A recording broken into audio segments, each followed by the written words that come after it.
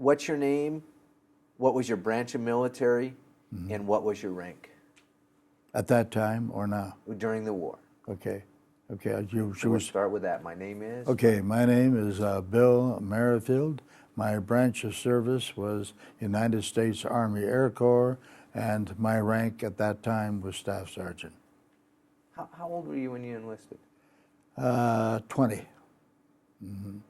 So what was going on in the world when you enlisted?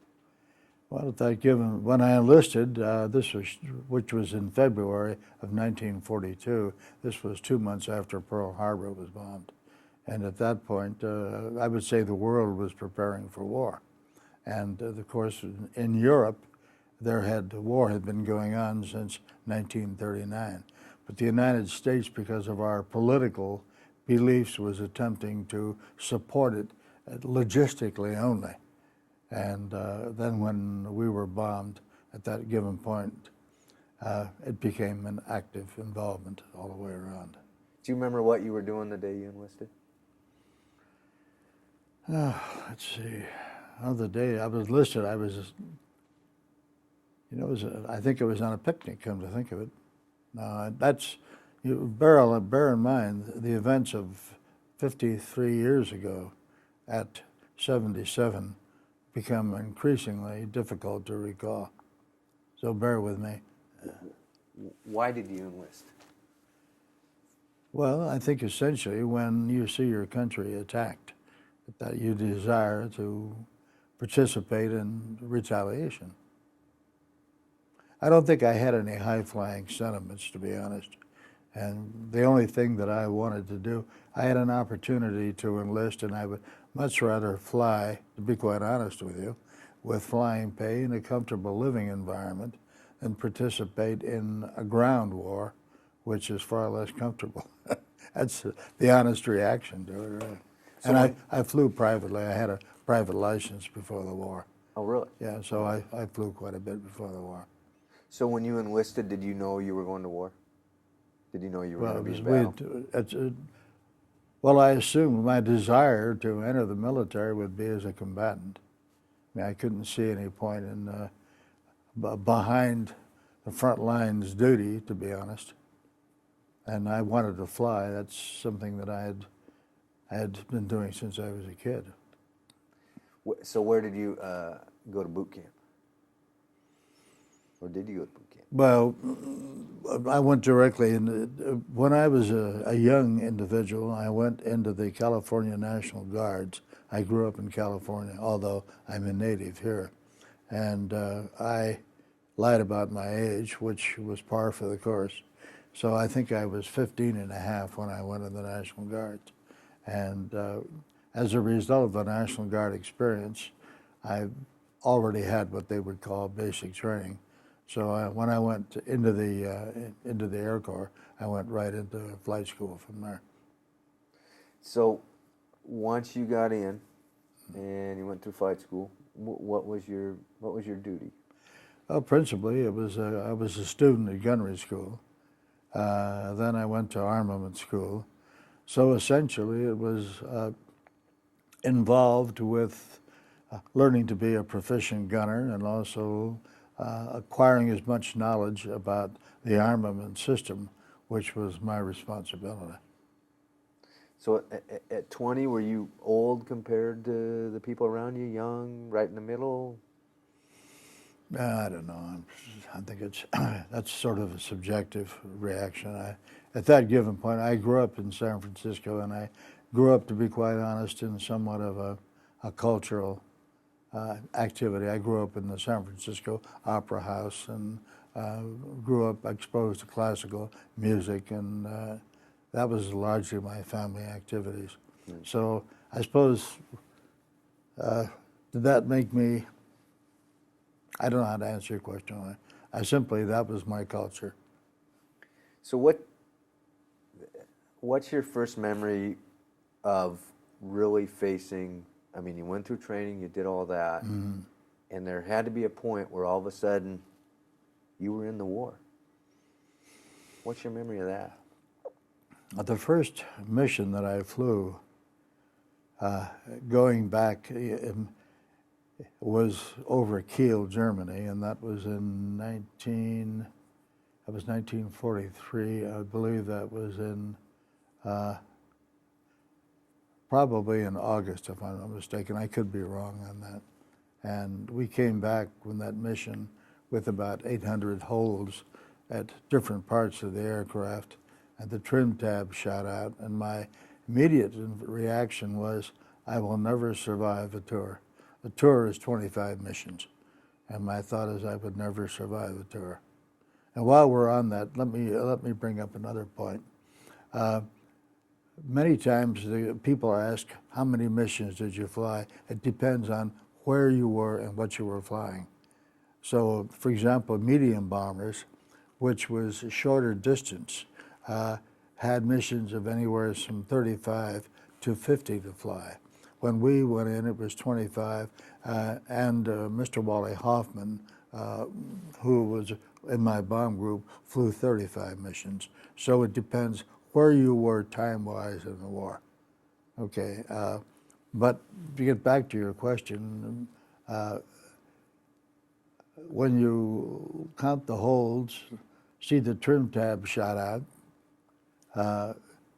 see a couple of your crew members wounded, worried about getting your gear down, whether you can land or not, it became very apparent to me after the first shot from a German airplane that, hey, this is real.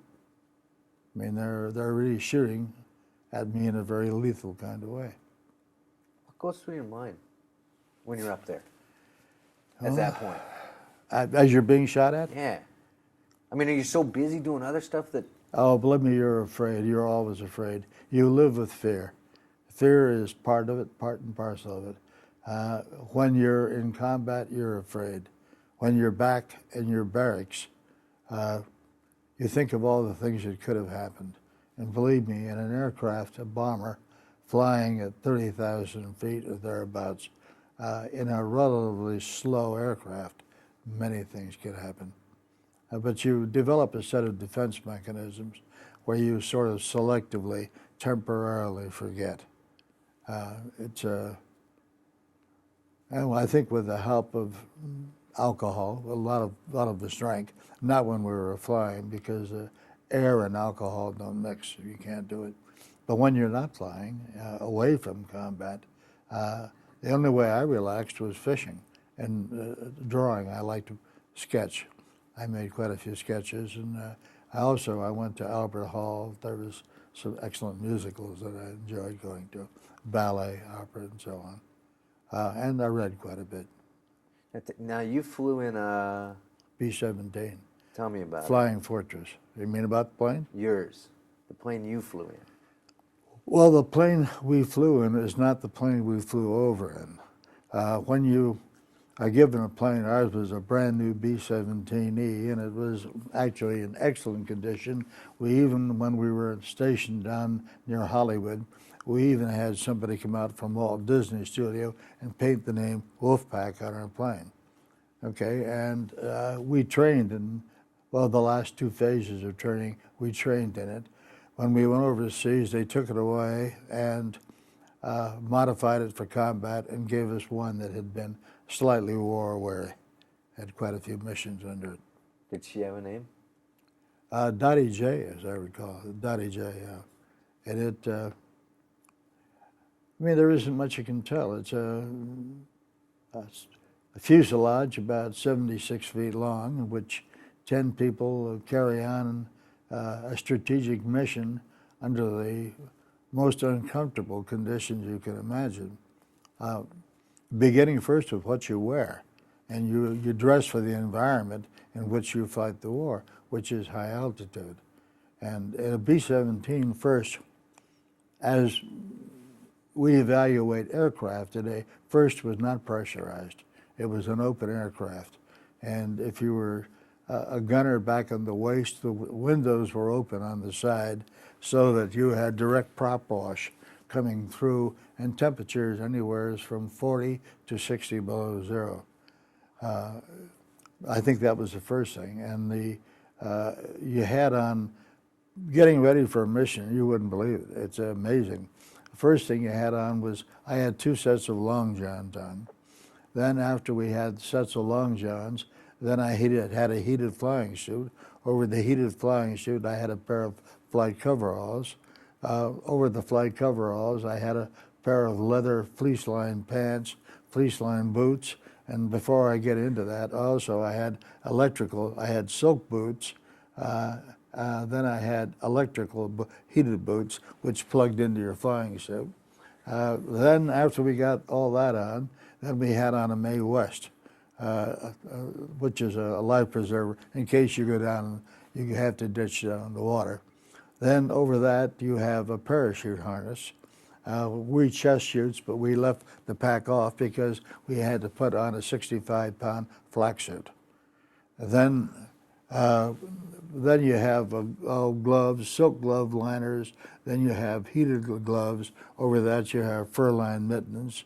Then on top of that you've got your helmet and goggles, your throat mic, and then you have a metal helmet like the infantry uses, only they bump the sides out for your earphones. That weighs about as much as you do.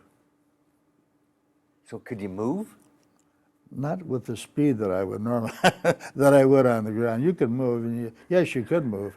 I think the biggest thing is when you got into that situation, when you got up at high altitude, at 30,000 feet, if you took your gloves off and touched anything, your hands would stick to it.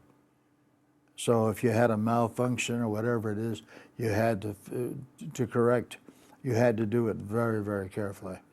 And I think that then periodically, because we were breathing in an oxygen system, we had a bag hanging under our mask, and there were 2 turrets with sponge rubber inside.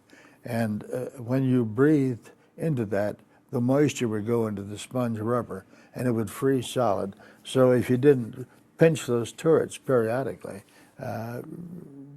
you would have anoxia. So anyway, that was the environment, and when you were flying as a gunner in the waist, you were standing up, you were not sitting down. There were no seats back in the waist. Okay, so describe that area? You're standing. Okay, you're back in the waist, you've got 2 machine guns, one on each side, port and starboard side. And your gun sits on a post, and there's a box of an ammunition track below that, which feeds into the gun. Okay, so when you get ready to go out on a mission, the first thing once you're in the air, there's a little window on the side of the head of the window. You have to open that. That actually is spring-loaded, and what it does is it deflects air from hitting the gun. Otherwise, you wouldn't have the control of the gun. That didn't occur later in the war, come to think of it. You sit there when you're not actively in combat. Usually you sit on an ammo box, or we have what they laughingly call the Japanese bomb site, which was a toilet, and that was the only place you could sit, and that was not too effective. Then you get into other things. Now, for example, if you had to go to the bathroom, be quite honest about it. I'm going to be very blunt. Do you wish me to do so? Usually you would urinate in a condom. And I suppose as a sort of an added joke, we would drop them out over the target area, refer to them as blivets. And the Germans probably would accuse us of bacteriological warfare, I'm sure. And we did the same thing. The big problem is if you had to go to the bathroom to eliminate all the way, if you had a one-piece electrical suit, which we had, you were in deep trouble. So later on, they came out with a 2-piece suit, so you could at least, lower the bottom half of it. But that was a very brief tour, and at that cold, it was very brief. And then any waste you usually discarded over the target. So how long? I mean, I know it varied, but when you took off, went up and did a mission, and came back, an hour, 2 hours, half an hour? When you flew into the target area from England, you first have to cross the English Channel. Then you've got to build up altitude to whatever your bombing altitude is. And it may well take you an hour and a half to 2 hours, but your rate of ascent is about 500 feet a minute. With a full load of bombs, it may take longer. But you had something even more than this to worry about. England, particularly in the winter or the fall, even early spring, was inclement, and we'd have a great deal of ground fog. So when we took off on our group, which was the 351st Bomb Group, by way of definition, when we took off as a group, we would take off through overcast. And we had no radar. We had no way of knowing, actually, where we were by a radar impulse. We had no way of knowing. So we took off into this, and you could watch our group, for example, pull out of the clouds, and occasionally you'd see a glare in the clouds, and a couple of the B-17s had collided. This was quite common. Okay, now once you got in the air and you formed up in formation, it depends on how many planes you have. Now, if you had, let's say, for example, when I first started flying in '43, we didn't have those very large formations. 250 in the early part of '43 would be considered a maximum effort. Later on, they got up to 500 and 1,000 planes. But getting up in that, forming up on your group, determining whether you're going to be what they call high, or composite, or low, it takes time to get all that formation organized. And then you have to cross the channel, test fire your guns to make sure that everything, your system of defense is functioning. Then when you get over the target area, the flak starts, generally first, or we were met in '43. Bear in mind, we didn't have P-51s in 1943. And we had Royal Air Force, took us across the channel in Spitfires, but they didn't have the fuel range. As for example, it improved considerably after we got P-47s. The only problem with the P-47 in the air flying overhead, providing an umbrella, looked dangerously like a Focke-Wulf 190. So you really had to be on your. The P-38s were good. You could spot them because of the twin boom, but we didn't have too many of them. Then after the P-47s came, they gave us a longer range, but after the P-51s, which I think were probably, to the best of my knowledge, I think we started getting those in probably about January, February of '44. And I could be wrong on dates, Carl, so sure. Please don't hold me to it. But when they changed the engine on the P-51 to a Rolls-Royce Merlin and got rid of that Allison engine, then we had a tremendous, in fact, they could take us to almost any target and back. So but after we started getting air superiority, which was about that time, shortly after the P-51. But prior to that, the German had air superiority. And often that in '43, that was our only escort. They flew all the way to, and it was a running battle. And Carl, bear in mind now, we're not talking about jets. A jet which is Mach 1, Mach 1.5 speed, we're talking about 150 to maybe 165 miles an hour. And if you have a deep penetration mission, say for example into 400 miles into Germany, you have to cross the channel and do some fast mathematics at 150 miles an hour. Then after you drop your bombs, you lighten up a bit, but you may run into a headwind on the way out. And we lost a lot of planes over a period of time. What were the bombs that you had? Well, for the most part, we used 500-pound general-purpose bombs. Occasionally, they would alter the bomb profile to oil bombs if they wanted to start a fire, or in some cases, anti-personnel bombs. But for the most part, they were 500 pounds. And you wore headsets? No, well, you had a headset, but to talk, you had a throat mic. And so who could you, when you're up there, who are you hearing? What are you hearing? What's it sound like? Well, generally the pilot or somebody calling out. What you get, for example, if you're under attack by enemy aircraft, what you're getting is somebody calling out the planes. Now, for example, whoever sees the plane, they call it out. You know, for example, if it's a plane coming in, to use the movie title 12 O'Clock High, it means that using your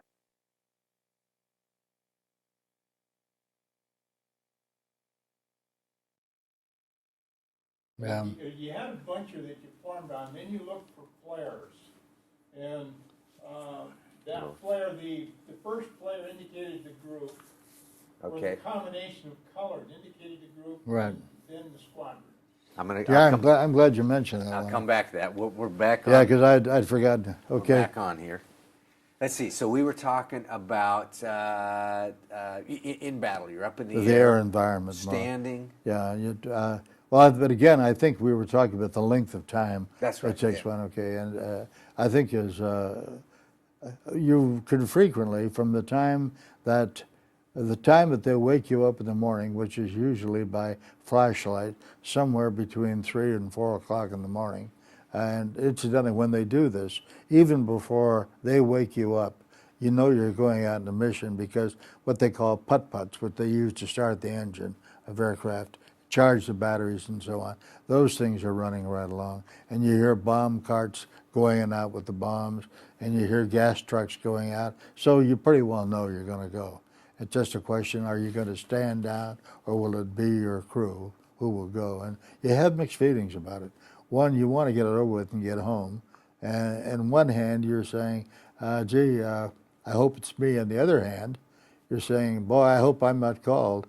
And as a standard rule, the first thing you get up and you do, you open the barracks and look at the weather. What's it like outside? That's the first thing we do. And then there was a lot of little things that, human things that are sort of, some guys would get up from a mission, actually sit down and start playing poker.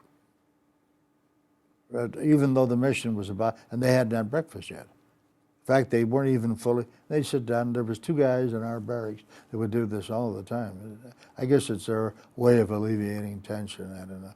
Then we would go down to breakfast, and the breakfast left a lot to be desired. It was certainly not Maxime's, I'll tell you that. For the most part, it was powdered eggs, Spam, coffee, and in 43, they used salted lard for butter. We didn't. A lot of our supplies were going to the bottom because of the U-boat scourge. So the food, for the most part, was. Then they would give us Brussels sprouts, which is the worst thing you can eat when you're flying, because you're at high altitude. You build up a lot of gas, and you can go on and on there. What was a meal that you looked forward to? Or was there a meal that you looked forward to? Yeah, off base.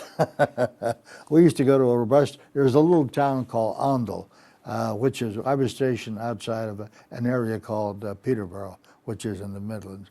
And Odland had in Ondel, there was a restaurant where, to be quite honest, we could get a good black market price breakfast or meal almost any time. Can I break in here for a second? Wally, did you ever go to that one? Yeah. Yeah, you know what I'm talking about? Yeah, I know which one. Okay. You didn't think about eating. Not really, huh? If anything, you didn't want to eat. You got up too early in the morning to want to eat. And when you got back at night, you were too damn tired to eat. Right. I think the biggest thing I looked forward to was that shot of scotch. Yeah. Yeah, when we got back from mission, we would go through, there would be what they call an intelligence, or we used to call it a hot news desk, in which you were supposed to report all of the wonderful things you could see at 30,000 feet. You know, you're trying to observe the Wehrmacht at 30,000 feet, no way you're going to do it. So what you might report is, like for example, towards the end of my missions, the first jet, we saw the first jet, which I had never seen before. Of course, that was hot news. And, but anyway, they give us a shot of scotch when we got back, and that I found quite relaxing. And we'd listen to some of the inane questions that the so-called, we used to call the intelligence officer the group stoop. In fact, that was, you remember that, Wally? Yeah, yeah, so I till this now. But in any event, we used to, anything we observed unusual or unique in German technology, we were supposed to report. What did your base, just real brief tour of your base, what did your base look like, where you lived? And Well, it was up to a place called Pulbrook. We were on the Rothschild estate in England. It was, our living quarters were all Quonset huts.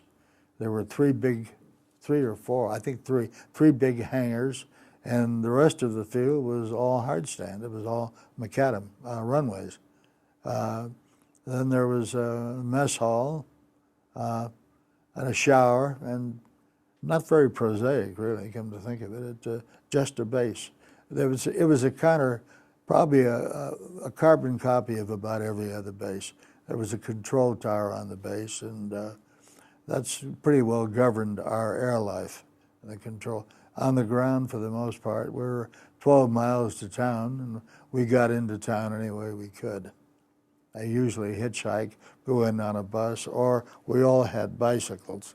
And that was a 10-mile ride into Peterborough. That was too far, but we'd frequently go into a smaller town called Oundle.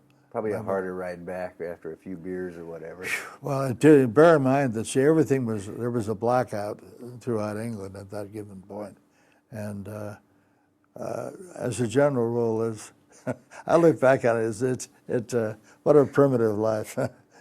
But I do have one thing to say about the English, how much I admired them. They were very courageous, very generous people, and what little they had, they very willingly shared with us.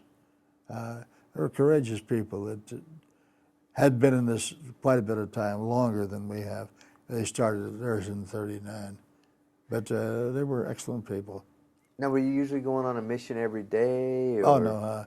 No, you couldn't go every day. There's no way no way a human being could take that. A mission, sometimes the weather determines, particularly in the winter and even the spring and the fall. If you have 10 tense clouds, then you can't bomb an occupied target. Occupied, I'm referring to France, Belgium, or the lowlands. With 10 tense, you can't bomb through that. So you would go over with a primary target, and then if you couldn't bomb that, then you would have a target of opportunity, something that you could get to, could bomb. But you didn't bomb an occupied country with 10 tense clouds, because the casualty rate and the civilian population would have been adverse. And there's no use generating ill will from the people that you're bombing when you're after the enemy. Did you ever come back with your bombs, or did you? Oh, always? yeah. Oh, you did. Oh, yeah. Oh. Yeah, a lot of times we could, or a lot of times we take off on them. But the thing is, when you get ready to go out on a mission, you've got pins in the bombs, and you've got to pull those pins, because what they do is ultimately, when the propeller goes around on the bombs, it drops rings off and exposes the fuse. But before you drop your bombs, you can still put your pins back in. So there was occasion that we had to do that. I think it was several, and you don't get credit for that mission either. When you get back, so there would be a lot of aborts too, for whatever reason. Sometimes we never did know why we aborted, but we got a recall from the ground. What did you do in between missions? I mean, first of all, were you scared all the time? I know what flying. It's in the back of your mind all the time. When you're at camp. Yeah, it's in the back of your time, but you have to develop some survival defense mechanisms. And the first thing you do is you just shut that part of the war out. I mean, whatever you're doing now is life. It's life. But I feel sometimes like a condemned prisoner that ultimately may get the chair or whatever. It's not a comfortable way to be. And you develop a kind of gallows humor to survive, so that you become rather impersonal when you see some pretty catastrophic things. Just so much the mind can take, really. And your defense mechanisms are designed primarily to protect your ego from damage. and you develop those things very quickly. And certain things you talk them out. That's one thing about it. I think it was very therapeutic. Combat crews, air combat crews would consistently talk, relive and relive and relive, so that the event that they're describing, irrespective of how catastrophic the individual did get rid of it, he talked it out. So to that degree, I suppose it was hygienic. What did you do to make your base home or bring a sense of normal life, or did you do anything to that? I mean, between missions? Well, there's not a heck of a lot you can do in a Quonset hut. The only particular pleasure that I had, that first, we didn't have a mattress on our bed. We had 3 pallets, which are the worst things in the world to sleep in, because if you move around, one of the pallets would drop on out, you know. So anyway, I went down to the parachute shop where we had all of our optional work taken care of, and I had the guys sew them together, and I got a hold of a GI mattress cover, covered that on up, and then later on I got some cotton padding, and I made that pretty comfortable. In fact, people were saying, "Hey, Bill, if you get shot down," that's what I mean by gallows humor. What about, I assume you were over there for a Christmas? Yeah, I went over in, I think my first mission was in, I believe it was in July or August. I'm not sure. It's obscure. We went through the holidays of Christmas. Christmas didn't make a great deal of difference. It was a 7-day-a-week war. I mean, it was not if you stand down or you have bad weather, we could get a leave. And after every so missions, we get what they call a flak leave. And you could go up to a place called Bournemouth in England, or different recreational areas. I went up to Scotland quite a bit. Spent most of my time up at Loch Lomond. I liked it because the scenery was quite attractive, and I liked to fish. So I fished Loch Lomond. I never caught a darn thing, but I fished it. So now, what major theater did you fight in? In Europe. Europe. At all Europe. Now, how do you apply to the monument that's going to be built? My involvement in it? Yeah. Well, I mean, what I'm saying is, what you did in the war. When I go to that monument, where could I look and say? Well, probably be if we were to break it down by theater, it would be France, probably in Europe, European theater. Generally, on the monument itself, there are 2 air battles that I would like to see memorialized. And this is the reason that I wanted Wally to become part of this. He flew probably one of the most catastrophic missions the 8th Air Force had, and that was the ball-bearing plane at Schweinfurt. And there are 2 battles that I hope to see covered on the monument. And the one was the Ploeste mission over Romania, and the Schweinfurt mission over Germany. Other than that, I think it's more important, to be quite honest, that we get those because we have adequate air coverage, you know, and I would like to see those 2 missions covered. Did you, and I asked John this question earlier, did you realize you were part of history while it was going on? No, I don't think I was that objective about it.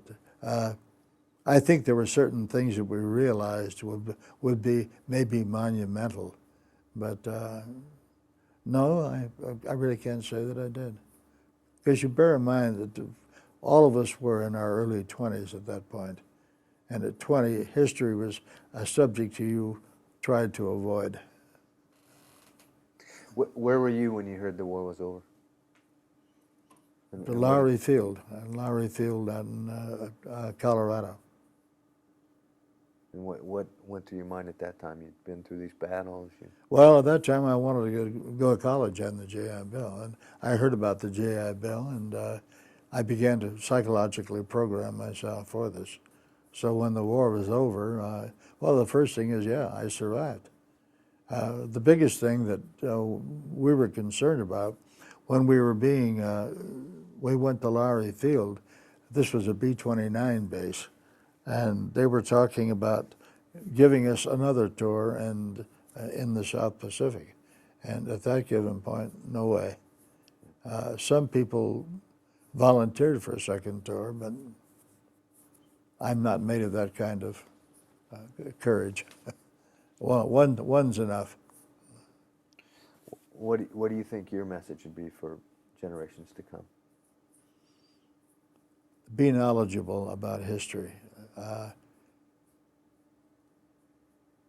concern that I have is if they're not aware of the ultimate catastrophic message of history, they're doomed to repeat it. I think that. Also, I would like younger people to become geopolitically quite sensitive to what's going on in Europe. Europe, the rest of the world. What will happen to third world powers that now have nuclear capabilities? My concern is that maybe there are better alternatives to war. And if education can provide them, that should be a major effort, is helping children discover alternatives to violence. Are you proud to have served? Under the conditions of that time, yes. Considering this was a world that was literally torn apart, yes, I was. And this is a question that I think kids often have, and we get lost in. I mean, it's even the debate on building a war monument.